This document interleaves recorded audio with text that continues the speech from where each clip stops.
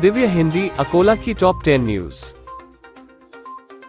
मनपा जल प्रदाय विभाग की ओर से सीमा वृद्धि में शामिल सबसे बड़े देहात उमरी, भौरत, शिवनी, मलकापुर, खड़की तथा गुद्दी परिसर के नागरिकों के लिए जलापूर्ति का प्रबंध किया गया है। इसके लिए अमृत योजना के अंतर्गत 82 करोड़ रुपए खर्च भी हुए, लेकिन आज भी शहर वासियों को कहीं चौथे दिन तो कहीं 7वें दिन जलापूर्ति हो रही है।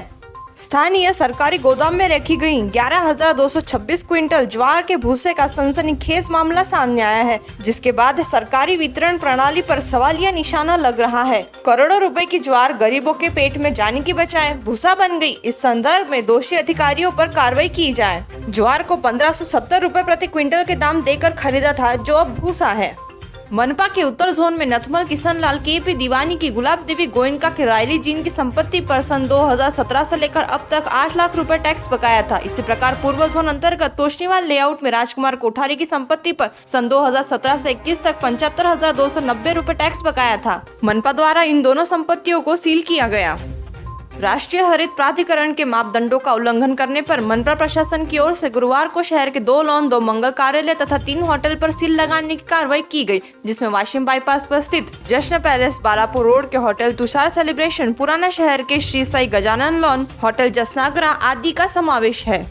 कोरोना से बचने के लिए नागरिक बड़ी संख्या में वैक्सीन लगाने के लिए वैक्सीनेशन सेंटरों पर पहुंच रहे हैं, जिस कारण अकोला को भारी संख्या में वैक्सीन प्राप्त हो रही है। गुरुवार को अकोला जिले के लिए 22,500 डोज प्राप्त हुए हैं। इनमें 3,500 कोवैक्सीन तथा 19,000 कोविशील्ड डोज आने की जानकारी प्राप्त हुई है।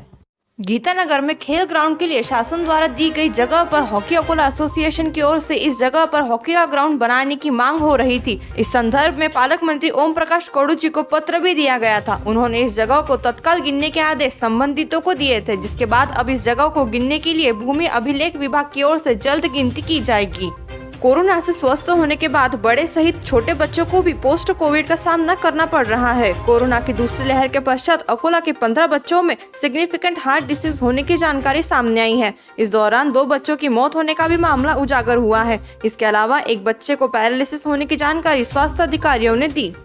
राज्य सरकार ने 15 अगस्त से कोरोना की दूसरी लहर को लेकर लगाई गई अधिकांश पाबंदियों में ढील दी है। इसलिए अब होटल, दुकान, बार सभी को रात 10 बजे तक शुरू रहने की अनुमति है। लेकिन जब सब कुछ चल रहा है तो मंदिर ही क्यों बंद है? श्रावण मास उपवास का महीना है। भक्त मांग कर रहे हैं कि मंदिर कम से कम अभी तो खोले जाए। शहर के कारोबारी भी मंदिर खोलने की मांग कर रहे हैं।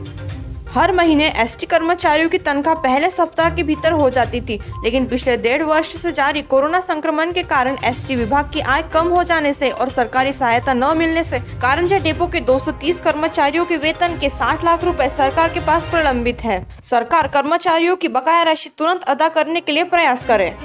अमरावती ग्रुप के एनसीसी के ब्रिगेडियर एसके झा ने 11वीं महाराष्ट्र बटालियन की वार्षिक सभा में एनसीसी की पूरी बटालियन का जायजा लिया। एलआरटी वाणिज्य महाविद्यालय के एनसीसी कैंडिडेट द्वारा सलामी शस्त्र से मान वंदना दी गई और power point presentation brigadier Jha के सामने प्रस्तुत किया गया। दिव्य हिंदी न्यूज, हम सिर्फ जानकारी देने का ही कार्य नहीं करते हैं, बल्कि हम लोकशाही के चौथे मजबूत आधार स्तंभ की भूमिका निभाने का भी कार्य करते हैं।